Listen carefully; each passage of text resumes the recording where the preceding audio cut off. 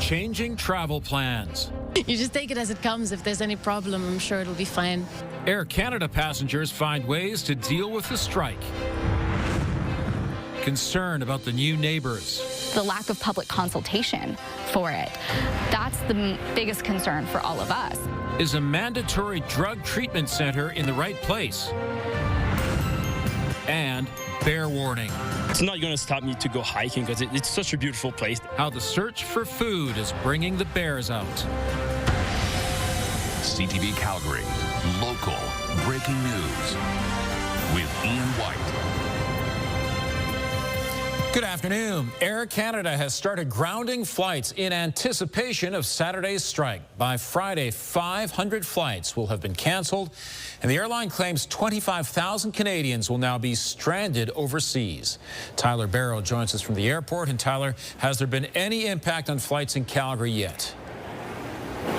Ian, so far, no Calgary flights have been canceled yet. The airline did say any passengers who are leaving Calgary on an impacted flight will receive a notification in their change of flight status. Now, the airline is slowly winding down its operations to allow the maximum number of passengers to reach their destinations before a total stoppage Saturday morning.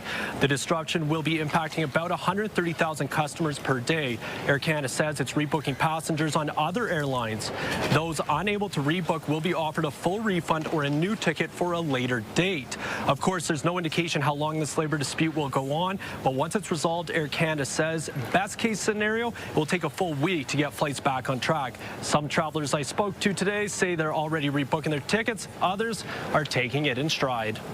You just take it as it comes. If there's any problem, I'm sure it'll be fine. You know, I'm healthy, I'm happy, so if I have to take a hotel, whatever.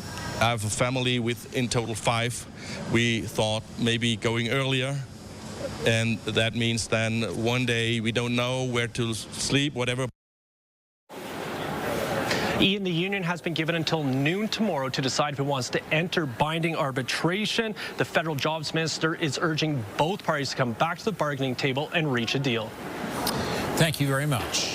Judge will go ahead with a review of an Alberta separation question. The proposed question is from a separatist group. They want to ask if Alberta should become a sovereign country and cease to be a province in Canada. The province's chief electoral officer referred the question to an Alberta judge last month to determine whether it violates the Constitution. An application was made to quash that review. Today, the judge ruled it will benefit democracy to have a full hearing on the question's constitutionality. The province is looking to build an involuntary addictions treatment facility in a Calgary neighborhood already home to numerous secure facilities. Stephanie Thomas joins us now from nearby, the Calgary Remand Centre. So, Stephanie, how are residents nearby reacting? Ian, as you mentioned, there are a number of lockups in the area, but Royal Oak and Rocky Ridge communities are also nearby. And some residents tell me that they're concerned about the lack of public consultation for this facility in particular.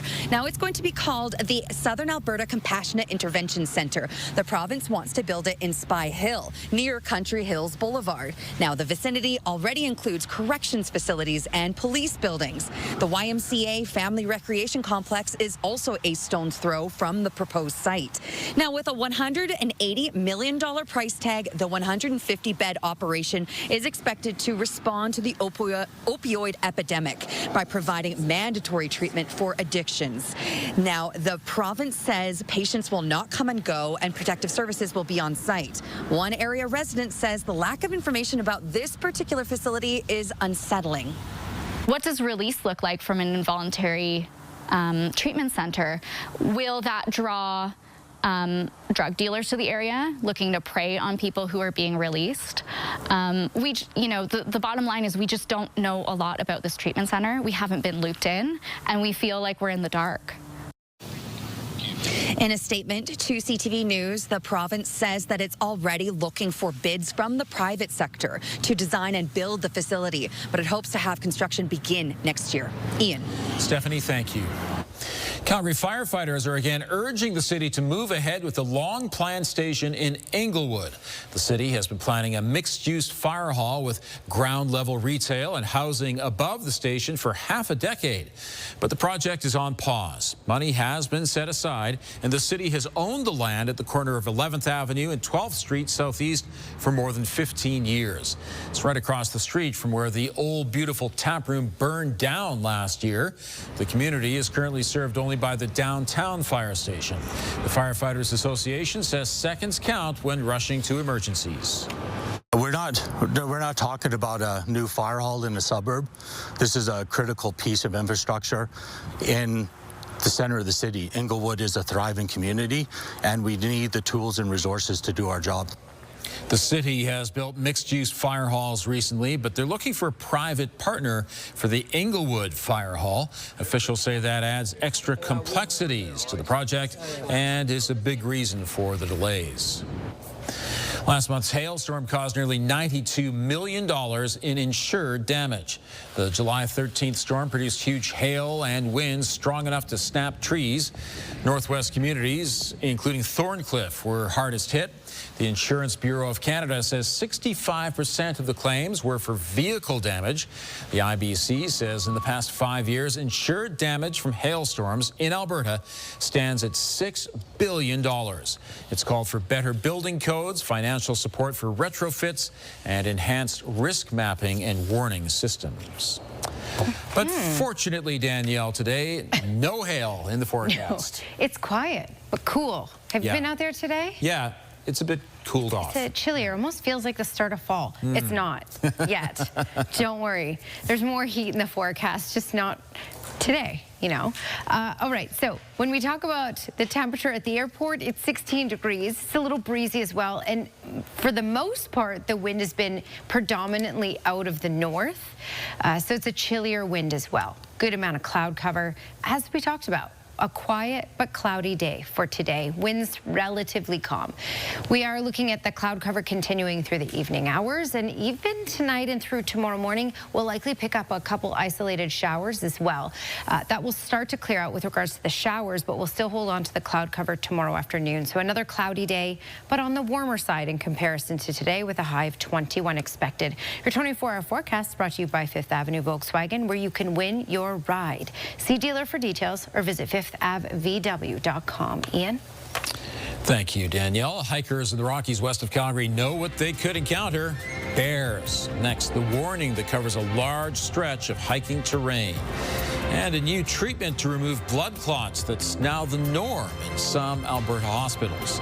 And if you have a news tip, please text us at 10400.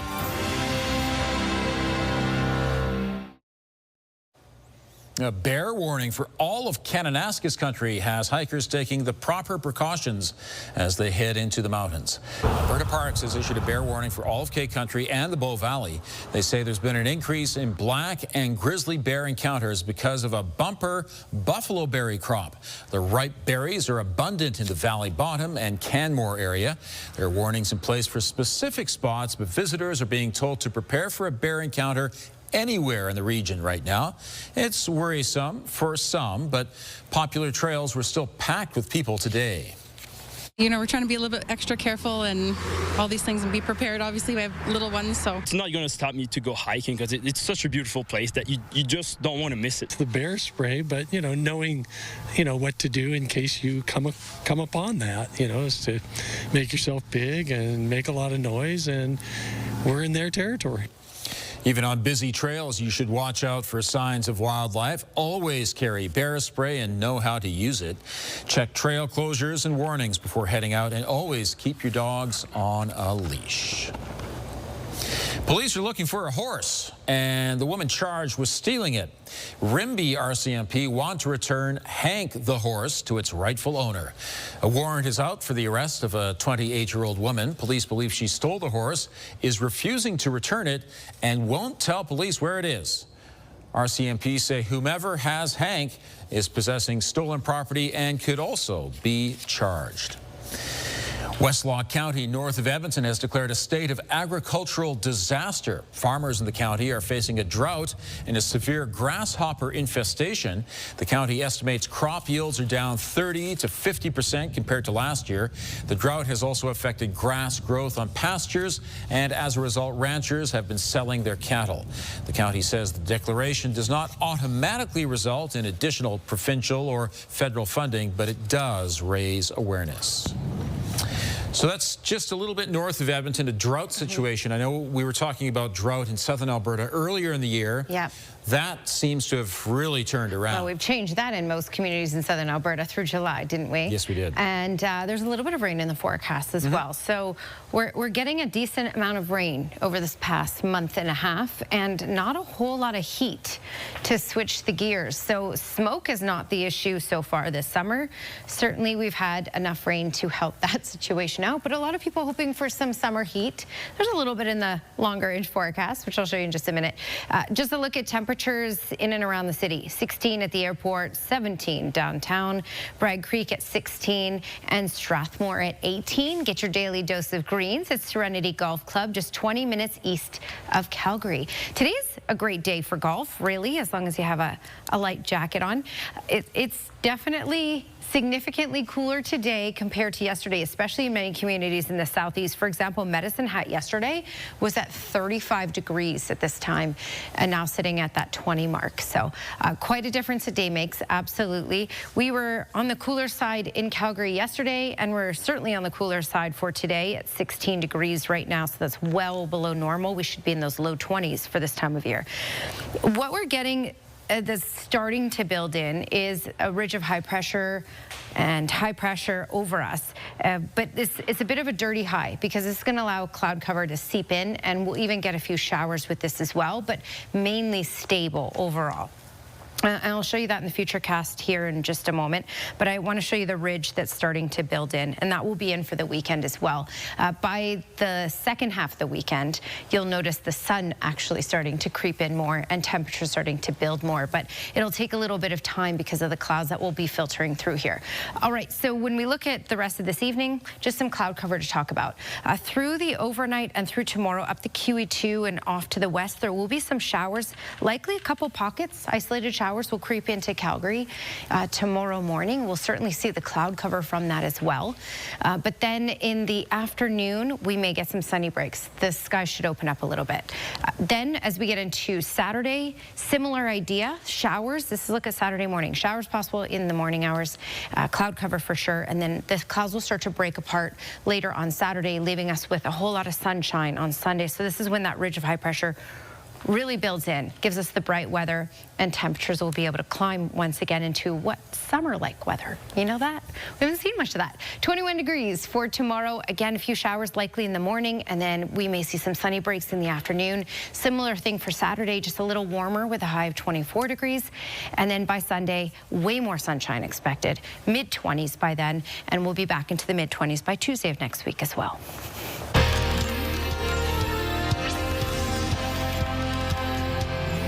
A new blood clot removal procedure introduced earlier this year is now the standard at 3 Alberta hospitals.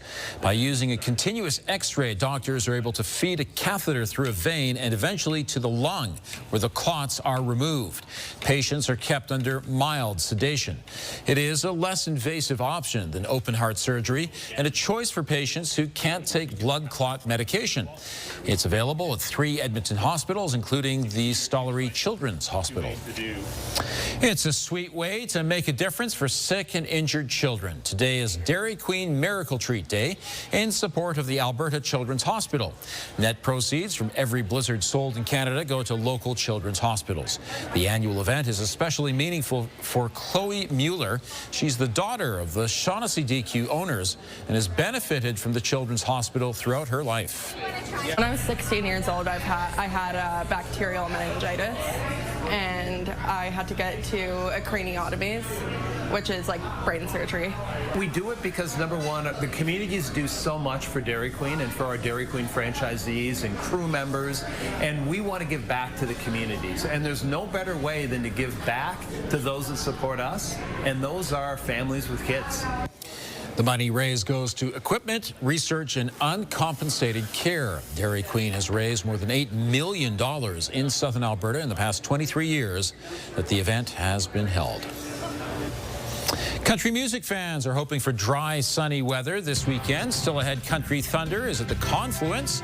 We'll meet the James Barker Band, one of the performers.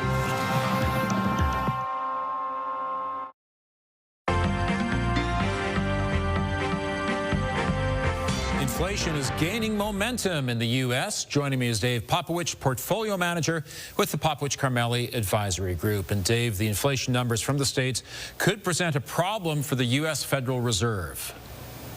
Yeah, hi, Ian. We had a mixed bag of inflation data this week. It was on Tuesday, of course, we were talking about the consumer price index coming in a little softer than expected. And here we are now talking on Thursday about the wholesale inflation being well above what was expected. On month-over-month basis, the market was anticipating that the PPI, or wholesale inflation, would be up about 0.2%, and it came in at 0.9% higher. And when you look at the year-over-year number, expecting 2.5%, and it's running at 3.3%. So this was a big swing and a miss, and it did affect the markets today, although they did better than what I anticipated they would. Now, when I look at the futures pricing, or the probability of interest rate cuts now by the Fed, today's numbers did change the expectation. Now, there is still a high expectation that the Fed will cut a 0.25 point at their September meeting, but it was brought down from virtually 100% to, we'll call it about 93% probability. And it also reduced the number, or the expectation of the number of interest rate cuts that will happen this year, down much closer to 2 interest rate cuts total from this point forward. So it did have an impact on markets today. They did struggle, but as I said, I don't think they did as bad as I perhaps would have anticipated, or certainly where they started the day. Keep your eyes peeled tomorrow for the U.S. retail sales data. Let's see how the consumer's holding up in all this. Dave, thanks very much. Bye, Ian. A think tank that focuses on energy and environmental issues says there are fewer oil and gas jobs in Canada despite significant production growth. The Pembina Institute did a study that concludes a focus on cost-cutting and rewarding shareholders over the last decade has led to a steep decline in the number of jobs per barrel.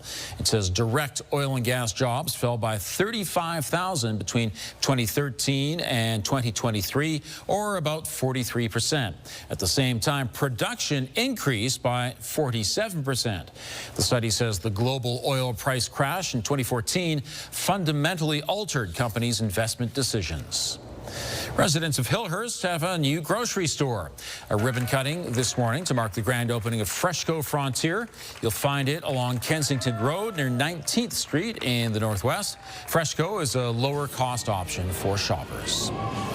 Air Canada is preparing for a strike with flight cancellations already underway. Here's Tara Nelson with a look ahead to CTV News at 6. Hi, Ian. Flight attendants are set to walk off the job on Saturday if a deal can't be reached. But the labor dispute isn't going to just impact passengers. It is also going to cost the economy. Coming up at 6, the concerns being raised by Calgary's Chamber of Commerce. Also ahead, an addiction recovery center for women in Calgary says lives are at stake, with clients waiting weeks to receive care. Coming up, we have details about the efforts now underway to reduce some of those wait times. Ian. Thanks, Tara.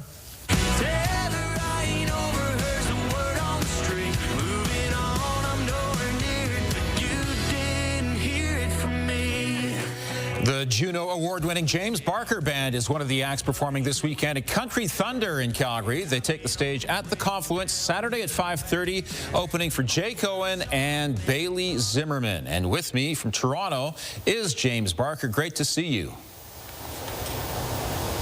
It is good to see you, too. We're excited to get out there. Now, first of all, congratulations on that song. That's your latest #1 Canadian country hit. As you were working on it, did you sense it might be a hit? I mean, yeah, that was like a pretty, I don't want to say obvious because you never really know until you put it out there, but that song felt special right out of the gate. You know, the day we wrote it, I remember like revisiting it like a month later with the guys we wrote it with and being like, that feels like, it was funny. It was like, that was the best song of the week. And then texted a month later, it was like, that was our, the best song of the month. And then at the end of the year, we were like, that might be one of the top songs we've written all year. And it felt so special and like a hit, and also felt like a James Barker Band song. Okay, so right from day one, which is just as important. So what essentially is a James Barker Band song? What is your brand? Let's put it that way. Yeah, I mean, I feel like we're all just kind of like small town dudes, came from working class families, and there's something about, you know, growing up and going through a breakup in a small town where when you go to, like, if you're going to go to the bar or something like that to get over a breakup, you can't be too sad about it. You know, you could be tore up inside, but if you get caught crying at the bar, you know the whole town's going to be talking about it the next day. And so there's like a little bit of a like nonchalantness to it and not like fully addressing your emotions to it, but also still feels like that tempo thing. You know what I mean? We don't like to get too sad on stuff. The James Barker Band performs Saturday at Country Thunder. To see my extended interview with James Barker, visit ctvnews.ca/Calgary. We are on the verge of a warm weekend right now in Calgary. A little cooler, though, at 16 degrees under a mostly cloudy sky. Danielle has details still ahead.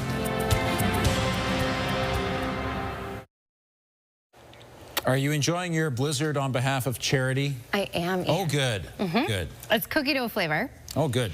Dairy Queen Miracle Treat Day. It's important today. So you have to go get a blizzard because it's in support of Alberta Children's Hospital. And if you ever need an excuse to eat sugar and get a delicious blizzard, today's the day for that. Okay, into the forecast now. Will I try not to choke on my blizzard here? 16 degrees is the current temperature at today's daytime high, so well below normal. Normal is 23 degrees. When we look at the next few days, though, we're looking at a lot of cloud cover and even a few showers here and there. Nothing really significant, but morning showers possible Friday and Saturday. A good amount of cloud cover, but we'll see some sunny breaks Friday afternoon, Saturday afternoon. Temperatures will be able to climb a little bit. At least it won't be as cold as today. So 24 degrees by Saturday. If you like all the sunshine and some heat, Sunday's the day for you because then you're looking at 25 degrees and mainly sunny skies. And now I'm done talking so I can enjoy the blizzard. All right, thanks very much, Danielle. It is the off season, but a member of the Calgary Flames is making a point of giving back to the community. And Ryan Lomberg appears to be having as much fun as the kids at Camp Lombo. The camp is designed especially for the children of first responders. That includes firefighters, police, military, and a number of other roles. The kids between the ages of 6 and 13 got to enjoy ball hockey, flag football, and even an on-ice session with Lomberg. The camp was held at the Brookfield Residential YMCA at Seaton. Looks like an absolute blast. Pretty good weather for it, too. Thanks for joining us. Now here's the early edition of the CTV National News.